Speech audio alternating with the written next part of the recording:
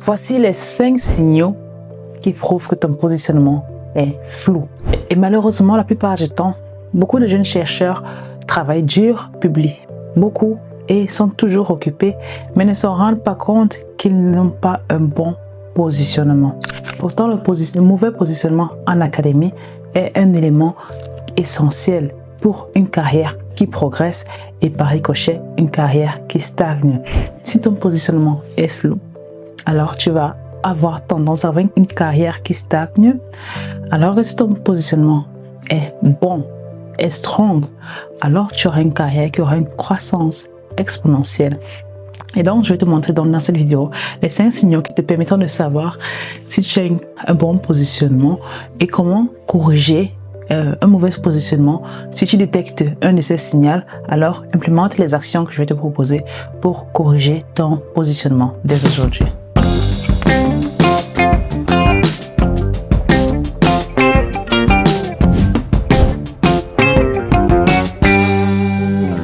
Salut, bienvenue sur Dare to Dream for Africa. Je suis le docteur Luria Founou. Pour ceux qui ne me connaissent pas, je suis microbiologiste et chercheuse depuis plus de 10 ans déjà.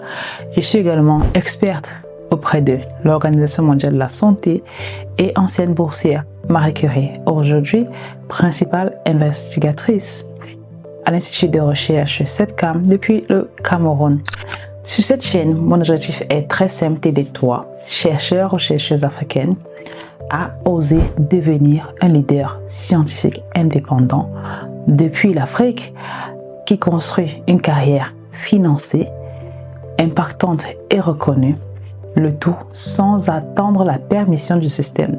Si tu es nouveau sur cette chaîne, pense bien à t'abonner pour ne rien manquer et pour surtout devenir le scientifique dont l'Afrique a besoin.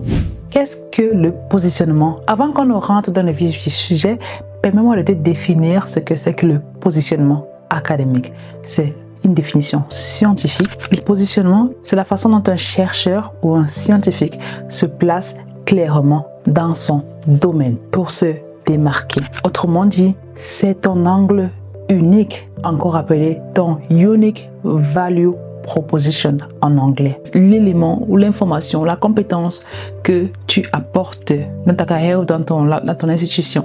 Et donc, ça va définir ta posture, comment tu te positionnes par rapport à des sujets de recherche, par rapport à tes interlocuteurs et même au grand public. Et donc, si tu comprends ça, déjà cette définition de base, tu comprends donc que les 5 signaux sont donc liés à des éléments qui vont contredire la définition du positionnement académique. Le premier signal donc, c'est que tu changes ton discours en fonction des interlocuteurs. Alors, je te vois tout de suite me dire, oui, effectivement, quand on se présente en fonction des individus, on change de discours en fonction de la personne qui est devant nous, si c'est un scientifique, un décideur politique, un étudiant et consort. Je te le concède. Toutefois, si lorsque tu changes ton discours, tu changes également l'histoire derrière ton discours, ça veut dire que tu n'es plus en train de dire je fais de la surveillance des bactéries pour sauver des vies ou les nouveau-nés ou alors dans les fermes parce que tu vas améliorer la sécurité alimentaire, mais plutôt tu te focalises sur parce que le professeur a fait dans la schistosomiasis, tu dis ok, je suis aussi intéressé par les neglected tropical disease. Parce que tu te dis que si ce professeur a des financements, il va te donner des opportunités qui vont te permettre d'avancer. Quand tu vas voir le chercheur P, tu vas dire, au fait, j'ai fait aussi de la malaria, c'est-à-dire le paludisme. Parce que tu te dis, si il a des opportunités, il va encore te donner ces opportunités, tu vas pouvoir progresser. Après, tu vas voir le chercheur C, etc., etc., etc. Si tu as ce genre de comportement dans ta vie de tous les jours en tant que chercheur scientifique, ça veut dire que tu as un problème de positionnement. Qu'est-ce qui va se passer? C'est que peut-être tu vas même croire que tu progresses. Peut-être tu prendras confiance en toi dans toutes ces aires. Tu vas dire que j'ai fait schistosomiasis, j'ai fait malaria, j'ai fait bacteria genomics, tout ce que tu veux. Tu vas prendre confiance en toi. Mais sauf que tu n'es pas indépendant. Tu dépends de toutes ces personnes-là. Tu n'as pas d'histoire. Ça veut dire que tu vas où le vent t'amène. Tu n'as aucune histoire. Par contre, quelqu'un qui a commencé de zéro en se disant je ne fais que paludisme et qui ne fait que le paludisme. Bien sûr, il peut avoir à explorer plusieurs aspects du paludisme et comprendre tous les meilleurs du paludisme, il a plus de cohérence que toi. Il a un meilleur positionnement. Ça veut dire que lorsqu'il y aura des opportunités où on veut des chercheurs indépendants en termes de recherche le paludisme, on va automatiquement penser à ce chercheur. Contrairement à toi, tu comprends donc que le signal 1 est très important parce que la manière dont tu communiques avec les gens, tu ne dois pas changer l'histoire. Tu ne dois pas changer l'essence même de qui tu es parce que tu veux pouvoir prendre toutes les opportunités. Les leaders, ils adaptent leur langage, mais ils ne changent jamais leur histoire. Par contre, les chercheurs qui sont restés bloqués, ils changent leur histoire. Peu importe la personne qui vient, il va vouloir adapter son histoire en fonction de ce nouveau chercheur-là. Et à la fin, ils vont rester bloqués. Mais longtemps, vraiment longtemps, jusqu'au jour où ils décident de choisir un seul angle. Donc, la chose que je te demande de faire aujourd'hui pour t'aider à corriger cela, si c'est quelque chose que tu ferais d'habitude, c'est d'écrire une seule phrase qui commence par « Mon travail vise à ». Tu peux mettre pause pour répondre sincèrement à cette question. Et surtout dans ta réponse, évite de te focaliser sur les méthodes, sur les techniques que tu veux implémenter pour faire ton travail. Tu dois comprendre réellement en quoi est-ce que ton travail consiste et pourquoi est-ce que c'est important pour toi. Mais si tu déclares cela, alors tu permets à ton mindset de comprendre que tu peux arriver à cette déclaration que je t'ai faite. Les chercheurs qui gagnent le plus de financement les gagnent lorsque leur histoire est cohérente. Des études l'ont montré. Une vision cohérente de la recherche, une vision cohérente du chercheur augmente de manière significative les chances de réussir à des projets, à des appels à projets. Le deuxième signal, c'est tout simplement que tes projets ne se parlent pas entre eux. Je l'ai mentionné brièvement dans le signal 1.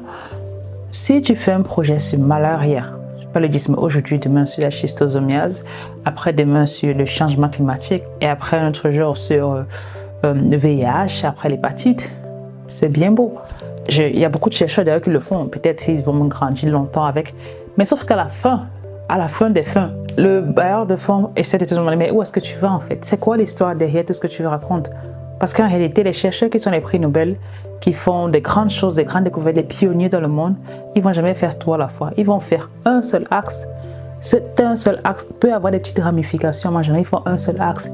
Et les ramifications qui viendront, que tu verras dans leur dossier, viendront certainement d'étudiants, de collaborateurs qui vont ajouter ces ramifications et qu'eux, ils pourront dire, je peux t'aider à faire tel aspect. Et ils apportent leur expertise dans cet aspect-là. Mais en tant que jeune chercheur, vraiment, mon ami, si tu es un jeune chercheur, ma soeur, je suis une jeune chercheuse, commence par avoir des projets qui se parlent entre eux, avoir des articles qui se parlent entre eux. Un article est fait pour te rapprocher de ta vision que tu auras déjà planifiée. Les articles sont faits pour te faire avancer vers où tu veux aller. Ils ne sont pas faits pour juste publier. Certes, il y a des informations qu'on apporte à la communauté scientifique, mais en principe, c'est pour nous faire avancer vers l'objectif qu'on a tracé. C'est pas juste de publier. Il y a des articles que j'écris consciemment parce que je sais que je veux avoir un projet dans 2 ans et il me faut montrer les évidences que j'ai l'expertise en question pour le faire. Quoi de mieux pour le montrer qu'en partant travailler dessus? Parce que si tu ne fais pas ça, si tu ne planifies pas tout cela et que tu ne mets pas cette relation-là, arriver à l'évaluation, les bailleurs de fonds vont dire non, c'est pas assez. Je t'invite donc à avoir une certaine logique dans une direction et puis une certaine trajectoire dans tes projets et également dans tes articles que tu publierais. Une correction simple, une action simple que je t'invite à mener aujourd'hui, c'est d'écrire ton problème central que tu veux résoudre, les projets que tu essayes de gagner ou que tu as déjà gagné et l'impact que tu veux avoir dans le monde. Si un des projets en cours que tu as ou alors un projet que tu souhaiterais postuler ne te rapproche pas de l'impact que tu souhaites avoir, alors il te perd plus de temps que de t'aider. Je te vois, je t'entends me dire oui, mais j'ai besoin de ce projet pour avoir de l'argent, j'ai besoin de ce projet pour avoir de l'expérience. Si quelque chose te rapproche de ton but, alors ça va. Mais si tu as l'impression, si tu doutes un tout petit peu, un tant soit peu, alors ce n'est pas bon pour toi. Ça, c'était le signal 2. Dans le signal 3, tu expliques ce que tu fais et pas pourquoi cela est important. Je l'ai également un peu abordé lorsque je parlais du signal 1. On a des chercheurs, quand tu vas lui demander qu'est-ce que tu fais dans la vie, il va te dire en fait j'utilise le séquençage pour faire ci, pour faire ça, j'utilise telle technologie pour faire A, B, C, D. Tellement complexe parfois, tu te dis ok, mais en fait ça sert à quoi? Et quand tu lui demandes à quoi ça sert, il va te regarder quelques instants avant de te dire ah en fait je cherche à créer des outils de diagnostic, j'essaie à prévenir le paludisme, j'essaie peut-être de développer des politiques de santé, mais il va prendre du temps pour le faire parce qu'il a tellement pensé à la méthode, à la technique, à la fin il ne sait même pas pourquoi il fait ce qu'il fait, il ne sait même pas pourquoi c'est important. Là je fais une petite pause, une petite parenthèse vraiment pour les jeunes chercheurs en master ou en doctorat qui eux en général, pour le peu que j'ai eu à côtoyer, en fait ils ne savent même pas pourquoi c'est important ce qu'ils font, c'est-à-dire qu'ils le font parce que le professeur ou le superviseur leur a dit oui c'est un bon projet, fais telle chose, ils vont juste faire. Et si tu donnes le cas justement, tu vas juste faire les tâches posées par ton superviseur, mais je t'invite à comprendre l'essence de ton travail, à appréhender l'impact de ton travail, à maîtriser pourquoi est-ce que tu fais ce que tu fais. Même si on t'a donné le sujet, tu dois comprendre pourquoi est-ce que tu le fais et en quoi c'est important pour le monde. Lorsque tu le fais, alors tu deviens meilleur chercheur, tu deviens meilleur scientifique et tu œuvres mieux pour ta communauté. Ça, c'est la parenthèse pour les plus jeunes chercheurs en master et en doctorat. Et donc, si tu expliques en termes de postdoc, tu expliques toujours les techniques et les méthodes que tu emploies sans expliquer le gap qu'il y a, c'est-à-dire le problème qu'il y a et pourquoi est-ce que tu travailles dessus et en quoi c'est important de le résoudre aujourd'hui. Alors tu as un problème de leadership, c'est-à-dire que tu n'es pas en train de transitionner en leader et donc ton positionnement aussi est brouillon à ce niveau-là parce que tu ne sais pas encore exactement où tu vas. Donc là, c'est notre signal que tu dois travailler et donc pour te donner des actions à mener, c'est aujourd'hui, je vais t'inviter à répondre à cette question. Si on ne résout pas ce problème aujourd'hui, alors qu'est-ce qui se passera? Si on ne résout pas ce problème aujourd'hui, alors, ... Toi, tu dois compléter la phrase pour me dire ce qui se passera si on ne résout pas le problème sur lequel tu travailles aujourd'hui. Pourquoi je te demande cela? Parce que la bonne science explique le comment. Mais la science excellente et finançable explique le why now, pourquoi maintenant, and why this matter, c'est-à-dire pourquoi maintenant et pourquoi c'est important. Et si tu n'es pas capable d'expliquer cela en des très très simples thèmes, alors tu ne comprends pas du tout ce que tu es en train de faire. Et tu dois donc retravailler ton positionnement et comprendre ce que tu es en train de mener, de tracer dans ta vie. Parce qu'à la fin, la recherche en fait c'est ta vie. Et ce que tu vas apporter dans le monde est lié à ton métier de chercheur ou de chercheuse. Donc tu dois réellement comprendre, pourquoi est-ce que tu fais ce que tu fais, pourquoi c'est important et pourquoi est-ce qu'il faut le résoudre aujourd'hui. D'ailleurs, les guides de rédaction scientifique, ceux qui font les workshops pour le grant writing, ils ont eu toujours des informations où on le dit, les comités d'évaluation des projets vérifie toujours ce qu'on appelle la significance d'un projet. Et à l'intérieur des significances, il y a ce qu'on appelle également urgency. Pourquoi est-ce qu'on doit urgemment résoudre ce problème? Et après, il y a ce qu'on appelle novelty. Pourquoi est-ce que ce que tu penses est nouveau? Est-ce qu'il n'y a pas d'autres personnes qui ont fait cela avant? Et donc, tous ces éléments sont évalués des appels à projet. Et le signal 4 aujourd'hui, le signal 4, c'est que tu dépends d'un seul type de financement. Tu as un seul bailleur, un seul programme, un seul format. Il y a même des gens qui postulent juste à un projet et puis ils ne font plus d'efforts. C'est-à-dire un projet pour toute une année. Ils se disent que bon, comme j'ai soumis un projet, c'est bon. Bah non, c'est pas vrai. Parce que aucun chercheur, même les chercheurs les plus expérimentés, ne soumettent un seul projet et s'endort. Ils soumettent, puisque les taux de succès actuellement sont autour de 10%. Quand c'est très élevé, c'est 20%. Parfois, c'est moins de 5%. J'ai gagné un projet, c'était moins de 2%. Tu penses qu'on va postuler un projet à aller dormir? Non, tout le monde postule au moins 10 projets l'année ou entre 5 à 7 projets au minimum l'année pour espérer en avoir un.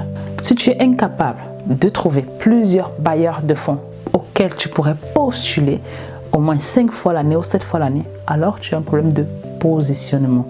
Parce que c'est très, très facile de trouver des appels d'offres. Il y en a des tonnes qui pullulent dehors. Si tu souhaiterais comprendre comment trouver les bailleurs de fonds en moins de 5 minutes, oui, je le dis bien, en moins de 5 minutes, je l'ai expliqué en détail dans mon programme que j'appelle le Elite Recherche Accelerator, où non seulement je te montre les méthodes pour trouver les appels d'offres qui sont high fit, c'est-à-dire ceux qui correspondent à ton niveau, ceux qui correspondent à ton field en moins de 5 minutes, mais également te donne une base de données d'appels d'offres curated, c'est-à-dire nettoyés pour les chercheurs postdoc ou les jeunes chercheurs dans tous les pays du monde. C'est un programme self-paced que j'ai développé, ça veut dire que tu le fais en ton temps et en ton heure. Beaucoup de personnes l'ont déjà pris ce programme. Je te laisse le lien dans la description.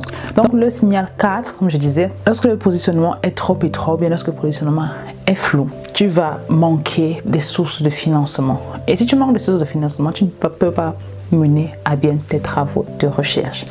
Donc l'obligation que je te donne aujourd'hui, l'objectif, la tâche que je te donne aujourd'hui de faire, c'est lister 3 types de financeurs possibles pour ton niveau de recherche ou pour ton niveau académique et que tu les identifies. Identifie-les au minimum. Pas pour postuler forcément maintenant, mais pour tester déjà la largeur de ton récit. Pour tester déjà si ton positionnement est assez cohérent, parce qu'il y a des positionnements qui sont tellement nichés ou alors qui ne sont même pas des problèmes qu'on ne trouve pas de bailleurs de fonds. Il y a des positionnements qui sont trop nichés qu'il n'y a pas assez d'appels d'offres. Ça veut dire que c'est à toi de faire cet exercice-là pour pouvoir trouver les bailleurs de fonds dans ton domaine et pour ton niveau académique. Et d'ailleurs, les stratégies de financement robustes insistent sur la diversification. Si ton positionnement ne peut attirer qu'un seul type de bailleur de fonds ou alors aucun, c'est un signal que ton récit est trop faible, parce qu'un bon positionnement ouvre toujours de multiples avenues. Et enfin, le signal 5. Alors là, c'est un truc que je vois beaucoup chez beaucoup, même des chercheurs seniors, des associés de professeurs et autres, c'est que tu travailles beaucoup, si ce n'est énormément, mais ton autorité n'augmente pas. Quand je parle d'autorité, attention, je ne parle pas de professorat, je ne parle pas des titres que nous les Africains, surtout chez nous au Cameroun, on aime vraiment, mais vraiment les titres. Il faut qu'on t'appelle professeur, il faut qu'on fasse ci. Donc les gens ce titre-là, mais en fait, quand tu vas là, dans l'essence même de ce qu'ils doivent savoir faire avec ces titres-là, ils en sont incapables. Et qu'est-ce qui se passe? C'est qu'il manque d'autorité sur la scène internationale. L'autorité sur la scène nationale à certains pays, surtout en Afrique, c'est peut-être facile à la gagner. Mais sur la scène internationale, il faut aller la chercher, il faut la mériter. Pour qu'on t'appelle, toi, pour devenir expert dans la scène internationale, il faut que tu mérites ce niveau-là. Dans certains cas, oui, c'est le pays qui recommande, mais dans la majorité des cas, tu dois aller compétir avec plein d'autres personnes dans le monde. Et là, l'autorité en question, elle n'est pas liée à ton titre, elle n'est pas liée au fait que tu sois plus ancien, non. Il faut que tu fais tes preuves. Donc, si tu es très occupé, avec plein d'administration, plein de choses, mais on ne te sollicite pas davantage. On ne t'invite pas dans les keynote, pour faire des keynote talks. On ne t'invite pas pour être un expert. On ne t'invite pas pour être un membre d'évaluation d'un panel pour les projets d'autres personnes. Alors, il y a un problème. Mais quelle est ton autorité? Juste être enseignant, enseigner les étudiants, faire l'administration? Non. Un chercheur n'est pas fait pour enseigner ou faire l'administration. Un chercheur est fait pour faire des découvertes et pour transformer ou traduire ces découvertes en choses qu'on peut implémenter dans la communauté. Si tu enseignes, oui, ça ne doit pas être 50% de ton temps en principe quand tu es chercheur. Parce qu'en réalité, si tu n'as pas cette visibilité, si tu n'as pas cette autorité, c'est parce que tu n'as pas d'identité. C'est parce que ton positionnement est flou. C'est parce que tu ne sais pas où tu vas. Tu as suivi le vent, comme j'ai dit au début. Et à la fin, ça se ressent. Ça se ressent dans tous tes récits, dans ton histoire.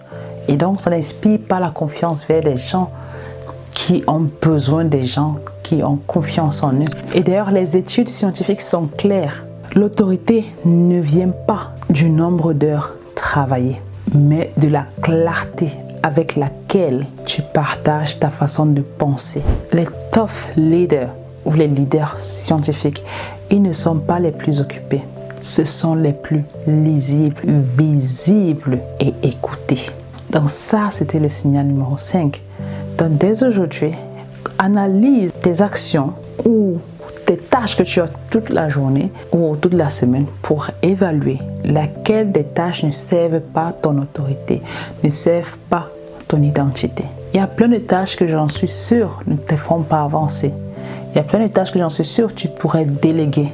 Il y a plein de tâches que tu pourrais décider de ne pas prendre. Parce que oui, non, ça existe pour une raison. Parce qu'on a aussi le droit de dire non à des choses qui ne correspondent pas à ce qu'on doit faire. Donc ça, c'était le 5e signal. Et donc, j'ai 2 bonus pour toi. Le bonus 1, c'est que ton CV raconte des compétences et non une vision. Qu'est-ce que ça veut dire? Les CV les plus percutants ne sont pas ceux qui listent des compétences A, B, C, D, C, D, I. Non, ce sont ceux qui proposent une trajectoire. Il y a des CV même qui disent je suis en train d'apprendre tel skills, information comme la bioinformatique. Mais je compte devenir telle personne demain et j'ai besoin de votre compagnie pour me permettre de devenir cette personne-là. Ou j'ai besoin de cette position pour me permettre de devenir cette personne-là. Chaque ligne raconte une histoire. Chaque ligne montre la trajectoire d'un individu. Et on recrute donc, non pas sur les compétences réelles d'un individu, mais sur sa trajectoire. Parce qu'en réalité, lorsque la trajectoire d'un individu est en droite ligne avec la trajectoire d'une structure ou d'un collaborateur, en réalité, il y a toujours une bonne collaboration qui se crée ou une bonne impression qui se crée. Même si on ne vous recrute pas aujourd'hui, vous restez dans les mémoires des gens. Donc, le bonus 2 en fait, qui est le signal 7, tu n'as pas de signature question. Tu n'as pas de signature question. C'est-à-dire que les programmes comme le Wellcome Trust et NIH, ils favorisent les chercheurs qui sont connus pour une seule chose. Ils ont une question signature, un problème ou une approche qu'ils utilisent, qui s'efforcent à résoudre et qu'on associe à eux de manière reconnaissable. Donc les meilleurs chercheurs ont toujours une signature question ou alors une question signature. Ils ont toujours un problème majeur ou une approche spécifique. Et si personne ne peut dire dans quoi tu travailles, si personne ne peut dire lui il fait A, lui il fait B, alors ton positionnement est encore très très flou. Voilà, tu auras compris, on a donc 5 signaux principaux. Premier signal, tu changes ton discours en fonction des interlocuteurs. Deuxième signal, tes projets ne se parlent pas entre eux. Troisième signal, tu expliques ce que tu fais et pas pourquoi ça compte. Quatrième, tu dépends d'un seul bailleur de fonds ou un seul type de financement. En 5e, tu travailles beaucoup, mais ton autorité ne progresse pas. Elle a donné aussi des bonus. Ton CV raconte des compétences, pas une vision. Et deuxième bonus, tu n'as pas de signature question ou question signature.